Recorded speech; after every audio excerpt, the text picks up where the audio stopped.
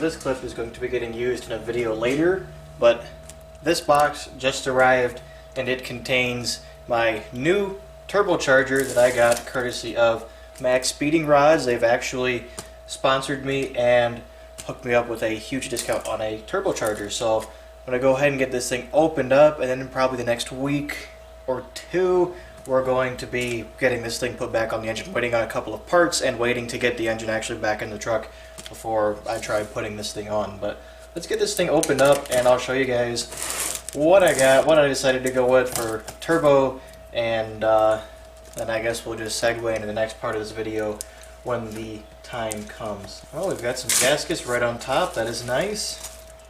So we've got the inlet and outlet flange gaskets, as well as the gaskets for the feed and return as well. And let's just pull this thing all the way up. There is the turbocharger, and let's make sure I didn't miss anything else in there. That is it. Let's get this thing open. This thing is a lot chunkier than I was expecting it to be. There we go.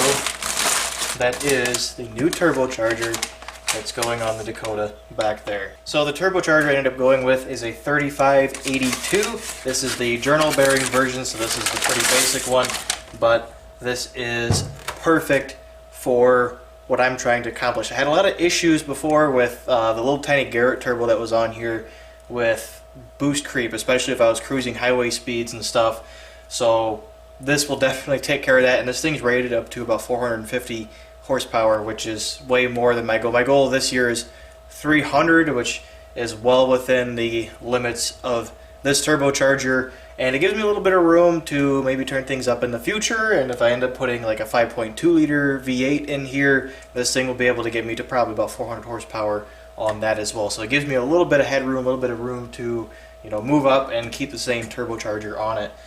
So take a look in there. That is the anti-surge compressor housing, and it's already got a fitting on here, which is nice because I don't have to go digging through my parts bin and go find one of them. Put that cover on there before all the dust from me grinding on stuff ends up in it. And I think this is a 2.5 inch outlet, which is perfect because that's the size intercooler piping. It's either 2 or 2.5 inch outlet there, and then got the 4-bolt flange on the back side, which is nice. This is going to flow much nicer than what I was running before. Then we've got the standard T3 inlet flange, pretty common.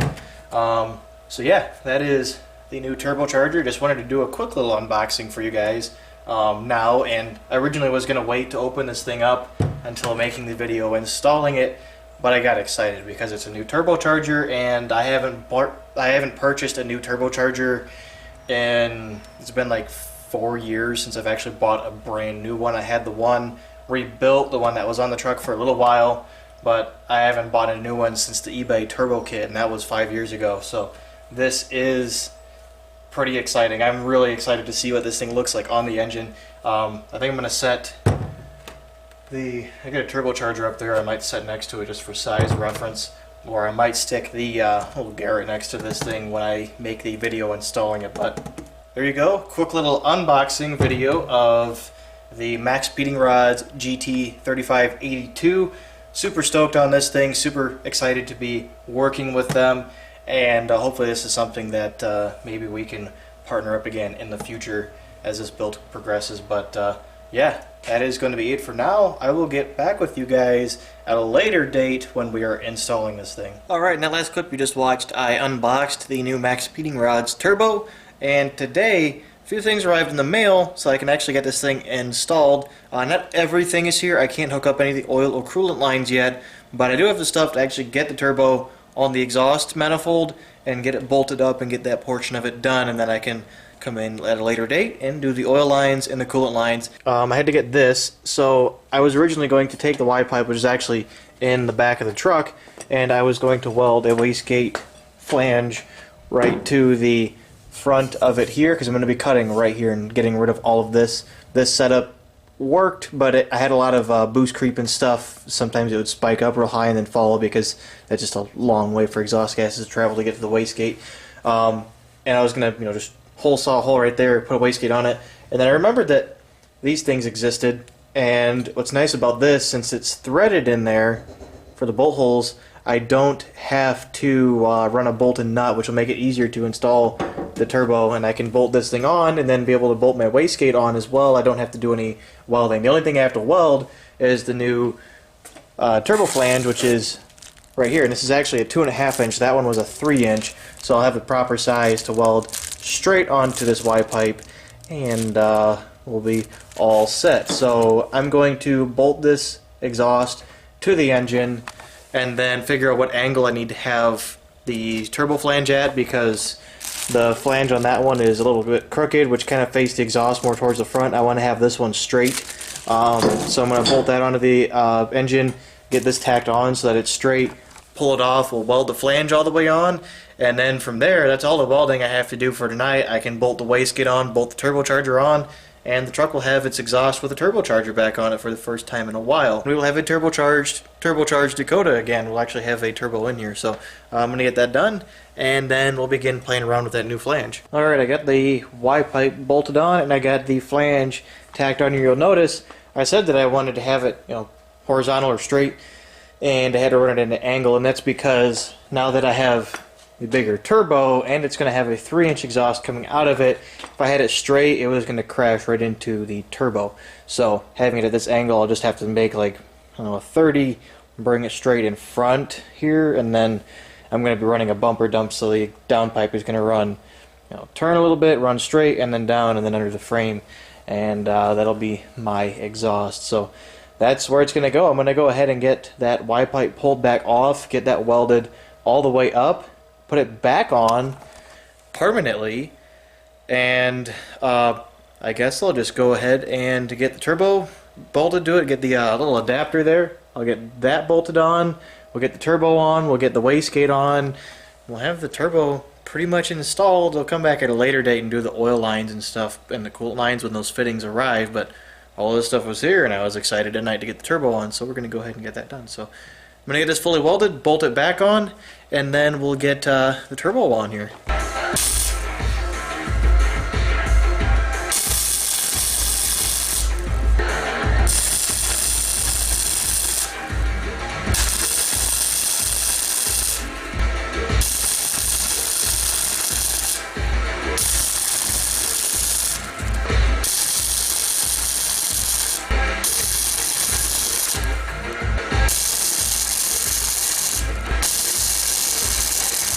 Alright, there we go. I got the Y pipe all bolted back on. I got the adapter bolted in, so we got these all taken care of. It's time to go ahead and I might put, we'll go ahead and stick the turbo on there, I guess. Get the wastegate on, and that's it. There'll be a turbo on here, and then later on, once my fittings arrive, we'll go ahead and get the oil lines ran and also get the coolant lines ran. So I'm going to go pop this thing on here, and we're going to have a turbo back on the Dakota again.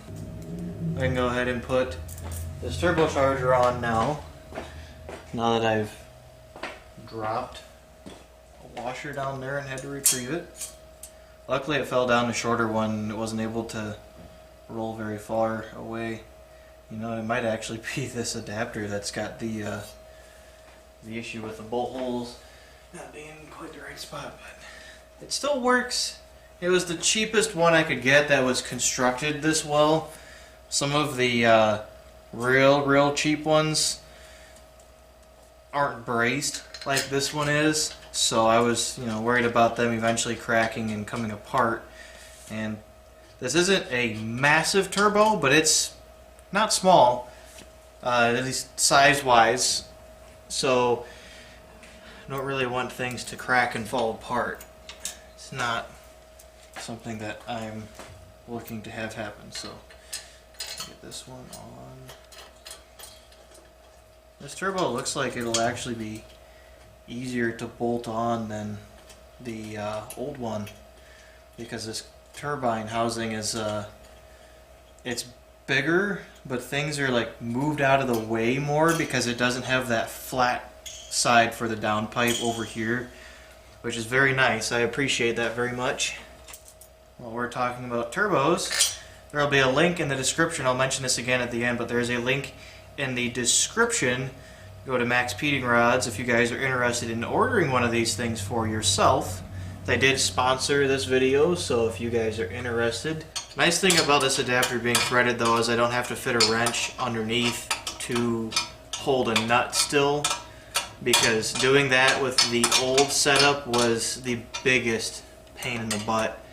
Did not enjoy doing that at all. Aaron, if you're watching, this is the extension that we found at the junkyard last time you were up here. We're going to slide that in. Well, these holes line up fine, so that's good. Okay, I used standard bolts for the wastegate because the 3/8" bolt was the one that fit the snuggest inside of the holes in the wastegate without being too big or without me having to drill something out. So that's kind of what, get that out of there. That's kind of just what I decided to go with. I might have some hood clearance issues actually now that I'm looking at this. We'll figure it out. Hey, that's all bolted up. Wastegate's on, turbo's on, Y-pipe is on. Just needs some sort of support strap. Like I said, probably going to use the downpipe for that. And I need to clock this, but the core is actually straight. It's where it needs to be, so go ahead and whoop, pull these off just for the shot. Pick the camera up and I'll give you guys a nice look at this thing. Alright, there it is. Turbocharger is back on. This thing looks really good on here. It looks huge compared to this little engine, which is pretty crazy. But it is all bolted back on. The only thing that's missing is the coolant stuff and the oil stuff.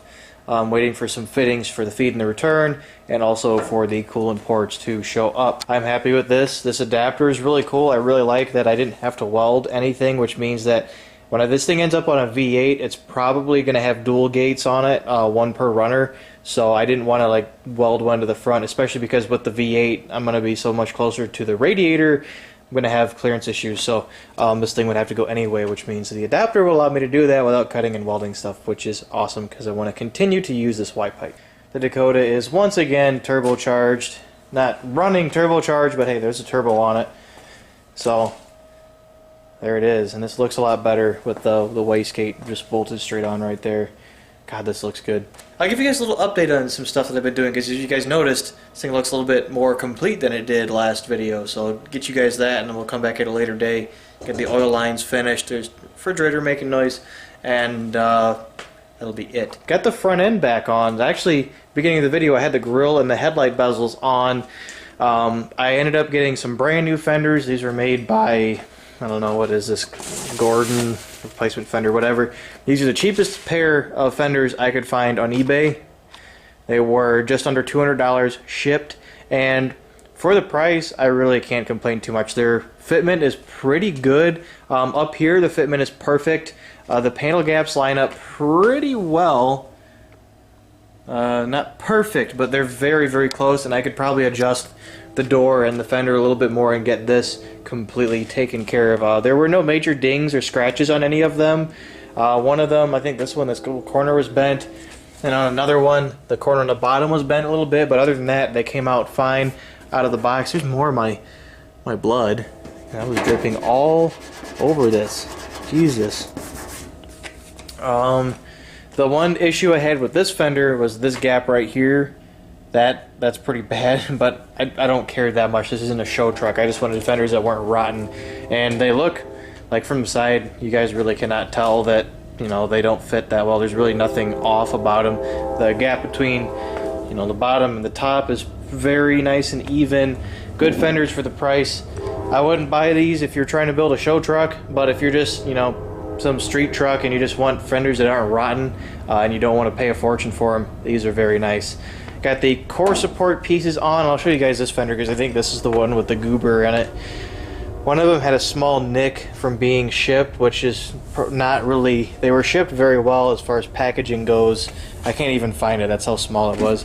But there was one that had a very tiny little scratch on it, which is not a huge deal. I didn't really care.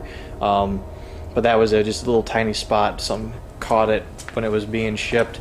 But they had these things all wrapped up in foam and cardboard and then in there, so they did a very good job. Then the upper, or And then the header panel, core support, whatever you want to call this, these pieces are back on. I trimmed a whole bunch of metal out of this. I mean, there's nothing here anymore. I cut all that off. Rust treated all of it. There's no more brackets on the back for the fender wells to go on, because I'm not going to be running fender wells. There's not going to be any tubs or anything on here anymore at all, because I don't want to drill anything. I don't think I'm going to need it. This isn't something I'm going to be daily driving. Not going to be driving in the winter. Not going to be driving in any tsunamis or anything like that. This is fine. It's not going to be an issue. So no fender liner, new fenders. Got these all cut up and ready to go for when I get the radiator and stuff here. I can start welding brackets to these to get the radiator mounted and the intercooler and all that. Also got new body mounts. My friend Kyler actually bought these for me. He has a YouTube channel called 30 Foot Garage. You guys should go comment on his most recent video, tell him that I sent you, and tell him thank you for the body mounts. But I got these on the front here, got everything bolted down. These are nice and secure. The entire front end is completely put back together.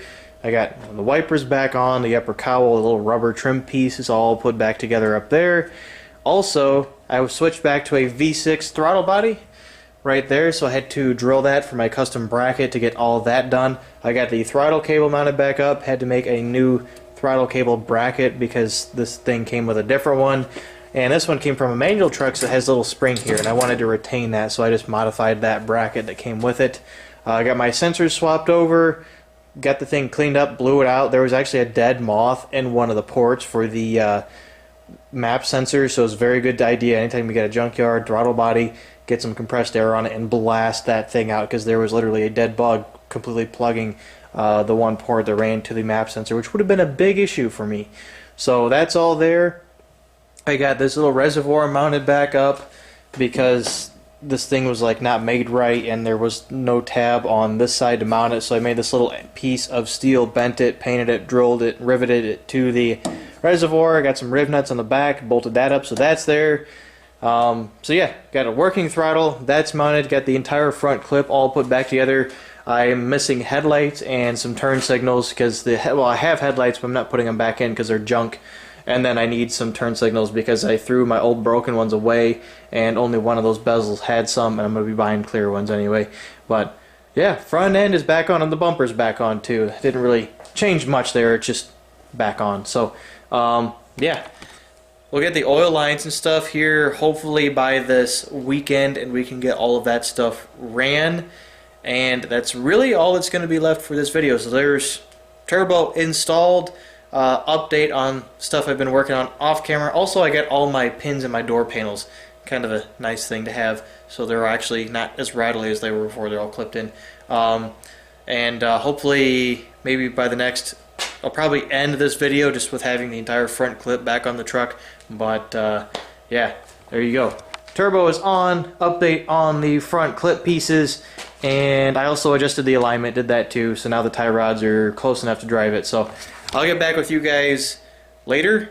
We'll get the lines ran, and then this thing will be finished. Alright, it has been about a week since I got this turbo installed, but I finally got all of the fittings here and was able to get all of the oil lines and coolant lines ran, so we'll go ahead and show you guys that, and then that will be conclusion to this video. So for the oil feed line, I'm running the same line as I was before with the same 90-degree fitting. This is what was on here with the old turbo as well.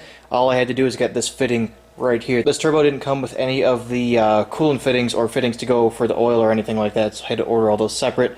This one right here, because I guess it seems like there's some confusion sometimes for which fittings you will need for these turbos. So this is the one that I bought, and it fit perfectly. It came with the correct crush washer and everything, so that's what I've got. Ordered that thing on eBay.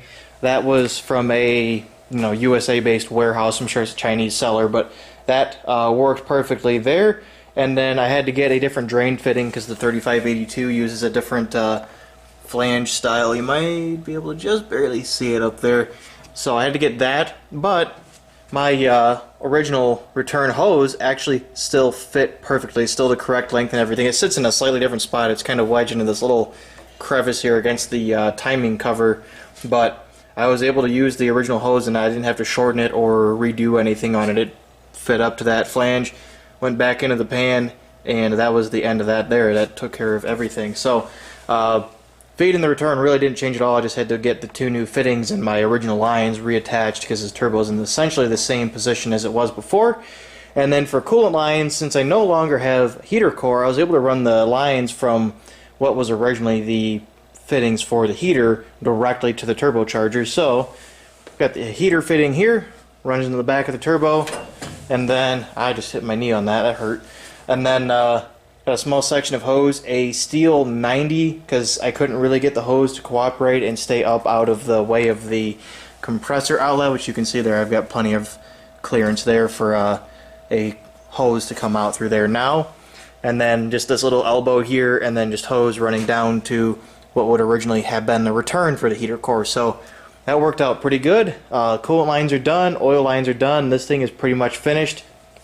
I will be adding some sort of strapping that I'll be bolting here to the downpipe to eliminate the flex, because it might not show up on camera because I'm kind of shaking as I do this, but there is some flexing going on here. So there will be at least one piece of steel strapping that goes from the top of the intake manifold there to the downpipe, instead of running it to the turbo or the Y pipe down here, since I don't really have anywhere to weld it to. I've got a piece of, well, this is actually a piece of sheet, but it's basically a piece of strap now. So I'll have this, you know, bolted here like that, and then it'll be welded to the downpipe somewhere in this region. And that'll eliminate the flex there and triangulate everything so things aren't all wobbly. And then I may add another support from this area over to the downpipe just to stiffen things up, but it should be fine. This is able to hold the weight. I just don't want everything shaking around and rattling constantly. So yeah, that is finished. And this little piece here was a piece of heater piping or coolant piping from one of the many VW engines that's back there in the corner. Just cut a little section of it off, welded little tiny beads to the end of it here and this side so that I had some sort of a bead roll. That way the hose can't just fly off, and this side already had the factory bead roll that was already on this pipe. So hopefully I've got a little tiny kink in this hose right here. Hopefully after a few heat cycles and some pressure gets in this thing will kind of situate itself and be a little bit happier. But it can't, it can sink a little bit and still not be in the way, and if it ends up just resting on whatever charge piping sits there, it's not going to be the end of the world either. But that looks really, really good. This is cleaned up very nicely. Definitely a lot cleaner looking than what I had last year with all the heater hoses coming over here to the turbo and everything. The drain line is tucked up out of the way a lot better, much further away from the exhaust than it used to be, and of course the coolant lines aren't running over top of the engine anymore because I don't have a heater. So that's it. That was pretty easy. I just had to wait for the fittings. The coolant lines the coolant fittings I had to just order straight from China because I wanted a 5/8 barb on the end, and then I don't even remember, it's like a 14.5 by something, kind of a weird thread that goes into those, and I didn't want to have to run a bunch of adapters, so I just ordered some fittings from China that had a 5/8 barb on them that would screw directly into that. And then the fitting for the feed and return are pretty easy to get. There's just, like I said, there's some confusion sometimes depending on which 3582, I guess, or which Garrett turbo you have as to which fitting has the correct threads. But that one right there fit perfectly, and it had all the right stuff. So I do once again want to thank Maxpeedingrods for sponsoring this and hooking me up with the turbocharger. There will be a link in the description if you guys are interested in getting a turbocharger through them for your own build. There will be a link down there. You guys can click it and go and browse through everything they have. They have much more than just this 3582. They've got 3076s. They have many of your standard size turbos like the one I've got sitting up there. They've got a whole bunch of stuff, and they also have coilovers and other things, pistons and rods as well, connecting rods. So if you guys are interested, link in the description. You guys can click that and go and browse everything they have to offer. And I think that's it. Hopefully next video will be getting the radiator in this thing and maybe even getting the intercooler in. We can get all that stuff plumbed. That's pretty much the only stuff left to go before I can start wiring everything, and then the fuel system needs to go in, but that won't take me very long because it's pretty much going to be the same as it was last year, just it needs to go back in. So fuel system, intercooler, radiator, charge piping, and then wiring. And that's it. We're very close to having this thing finished and being able to drive it again. Also, I want to show you guys this. I think in the last video I said that I was going to run without a dashboard, but I was at the junkyard with a friend of mine the other day and found a truck with a red dashboard and decided that I wanted it. So we'll be putting a red dashboard in the truck and I won't have to fabricate a bunch of stuff. I'm going to go through this dashboard and probably cut a bunch of stuff out of it, try to weight reduce it as much as possible, and then clean it up and throw it in. There's a whole bunch of brackets and crap that are just going to be in my way when I go to put it in, but this thing's not in terrible shape. It's in better shape than what was originally in my truck. So there's a small crack up here, and there's some scuffs from me putting it in the car because I had to stuff this thing in the Mustang, which was interesting. And then these holes here, they're doing all right. They're pretty solid still. But usually these will blow all the way out.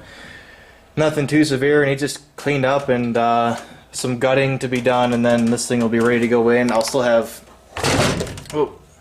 this means I'll still have a functioning glove box and functioning cup holders, which will be pretty nice. And I grabbed this piece, which goes under the steering column, and then this is the little corner piece, which has to be removed to get the box out, which is the other good thing. Not only will I now have a glove box and cup holders and somewhere much easier to mount gauges to rather than fabbing my own like bar inside, I'll have somewhere to mount the fuse box in the factory location, and this will hide all of the wiring and stuff. So that'll be once I go through and pick through the factory wiring harness and remove all the junk I don't need anymore. I'll be putting the dashboard back in, fixing the wiring harness up to it, and we'll get all that done. But that'll be once all the wiring needs to be done. So yeah, that's it. Thank you guys very much for watching.